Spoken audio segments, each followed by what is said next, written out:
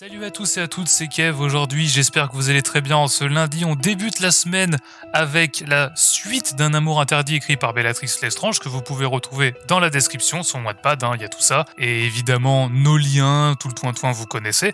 Vous oubliez pas de vous abonner, de mettre la cloche pour ne rater aucune notification et de mettre un pouce bleu. Voilà, vous bombardez la barre des pouces bleus, ça référence énormément les vidéos et ça nous aide. Bref, let's go pour le chapitre 7. Chapitre 7, lendemain de fête. Hermione marmonna la Gryffondor. Ouah, c'est moi chuchota Ginny. Il est quelle heure demanda Hermione en s'asseyant péniblement. 11h30, répondit son ami. Hermione se leva d'un bond soudainement bien réveillée. Quoi? Mais j'ai manqué les premiers cours! Ginny éclata de rire et son ami la regarda, l'air de comprendre. Ginny, désolé, c'était trop tentant de voir si tu te souviendrais qu'on est dimanche. Sinon, plus sérieusement, ça s'est bien passé avec Drago? Oui, répondit la jeune femme en rougissant. Oh, fit Ginny en se riant. Il s'est passé quelque chose que je ne sache pas? Hermione rougit de plus belle, puis raconta à son amie ce qu'il s'était passé après le bal. Lorsqu'elle eut fini son récit, Ginny la regarda les yeux ronds. Ginny, qu'est-ce qu'il y a? Fit Hermione inquiète. C'est génial! S'écria son amie. Elle commença à pousser des petits cris hystériques. Je l'avais dit, yes, yes, yes! Scandait-elle. Alertée par les vacarmes que faisait Ginny, Drago arriva dans la chambre. Tout va bien ici? Oui, soupira Hermione. C'est Ginny qui... comment dire... L'intéressé se mit à tourner autour de Drago tout en continuant de chanter. Je l'avais dit! Mais de quoi elle parle? Demanda le jeune homme. De vous deux! S'exclama Ginny en souriant. De votre couple! Je l'avais dit! Drago la regarda surpris, puis tourna la tête vers Hermione qui lui adressa un sourire coupable. Il leva les yeux au ciel en souriant et partit. Bon Ginny, c'est fini? Demanda Hermione. Oui, mais je te l'avais dit, je suis encore plus forte que le professeur Trelawney. C'est pas difficile, plaisanta son ami. La semaine qui passa fut une des plus belles d'Hermione. Elle avait annoncé à ses amis qu'elle était en couple avec Drago et ils l'avaient bien pris. Ron et Harry s'amusaient même de taquiner le Serpentard. La Gryffondor marchait dans les couloirs avec Ginny en direction de la bibliothèque lorsqu'elle annonça. Dans une semaine, c'est l'anniversaire de Drago. Quoi?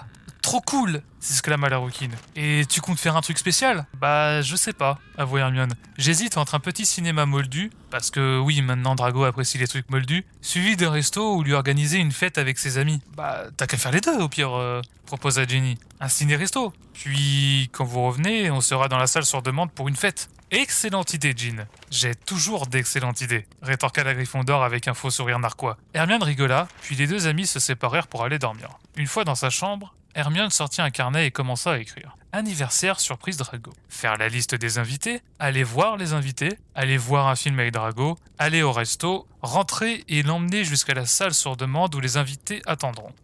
Hermione relut son plan et le trouva parfait. Elle commença donc la liste des invités. Liste des invités. Ginny, Harry, Ron, Luna, Blaise Zabini, Pansy Parkinson, Theodore Nott, Daphné Greengrass, Astoria Greengrass. La préfète en chef reposa sa plume, referma son carnet et se coucha.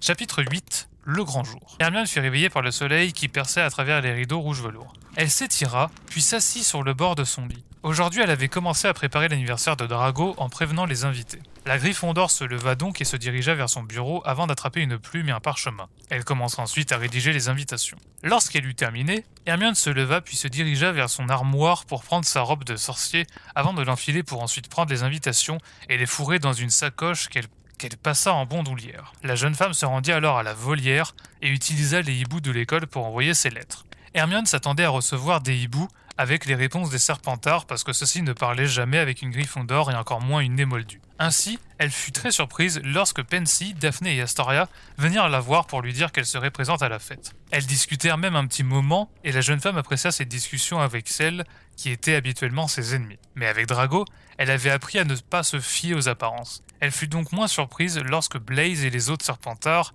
vinrent la voir pour lui assurer de leur présence. Les Serpentards semblaient tout avoir en réalité une façade arrogante en public et être des amis comme les autres et extrêmement loyaux entre eux. 5 juin 1998. Hermione se réveillait lentement et un sourire se plaqua sur ses lèvres. Ça y est, ils y étaient. C'était le jour de l'anniversaire de Drago et de sa fête surprise. La jeune femme se leva donc et revêtut son uniforme de Gryffondor. Elle jeta un coup d'œil à la robe bordeaux qui se trouvait sur sa chaise, prête pour la soirée de ce soir. La sorcière descendit au salon et commença à lire. 10 minutes plus tard, elle entendit du bruit dans sa chambre de son bien-aimé et il arriva dans le salon quelques secondes plus tard. Hermione se leva et alla enlacer Drago avant de l'embrasser. « Bon anniversaire, mon amour !» murmura-t-elle. « Merci, la belle !» lui répondit le Serpentard avec son légendaire sourire en coin avant de replaquer ses lèvres contre les siennes. Tu as déjà 18 ans, j'arrive pas à y croire, dit la Gryffondor en passant la main dans les cheveux de celui qu'elle aimait. Eh oui, que veux-tu? Je ne suis plus le petit crétin prétentieux aux cheveux plaqués de gel que tu as rencontré en première. Ça c'est sûr. La jeune femme sourit et se dirigea vers le canapé où elle attrapa un petit paquet avant de le tendre à Drago. Tiens, le jeune homme semblait stupéfait. Il n'avait jamais eu de vrai petit ami et jamais il n'avait reçu d'autres cadeaux d'anniversaire que ceux de ses amis de Serpentard. Merci, dit-il ému en prenant le paquet. Il le déballa et découvrit une magnifique boîte avec à l'intérieur une montre argentée. Elle est magique, l'informa Hermione. Elle émet un petit virement à chaque fois que tu dois partir. Par exemple, si tu accours à 13h et que tu as 10 minutes de marche jusqu'à ta classe, la montre vibrera au moment où tu dois partir. Mais elle ne comptera pas seulement qu'il y a 10 minutes jusqu'à la salle de cours. Elle comptera le temps que tu mettras toi pour y aller, en comptant si tu auras des retardements. Donc si je comprends bien, je n'ai plus aucune excuse pour être en retard, fit Drago en souriant. Non, lui répondit la Gryffondor en souriant à son tour. Le jeune homme l'attira vers lui et lui fit son fameux sourire en coin. Tu sais que je t'aime, toi, murmura-t-il. Comment ne pas m'aimer aussi, répliqua la jeune femme. Drago leva les yeux au ciel et embrassa à nouveau sa bien-aimée, et se dirigea ensuite vers la grande salle, main dans la main. Si au début de l'année quelqu'un avait prédit cette scène d'Hermione Granger et Drago Malfoy entrant dans la salle, main dans la main et en couple, tout le monde lui aurait ri au nez. Ce chapitre était vraiment court, mais vous inquiétez pas, il y en a encore d'autres. Donc, vous oubliez pas, vous vous abonnez, vous mettez la cloche, vous bombardez la barre des pouces bleus, histoire de référencer cette vidéo. Et on se retrouve demain pour la suite de cette fanfiction Un amour interdit que vous pouvez retrouver dans la description, écrite par Bellatrix Granger. C'était Kev, je vous souhaite que du bonheur, que de bonnes choses, et je vous dis à la fois prochaine. Tchuss.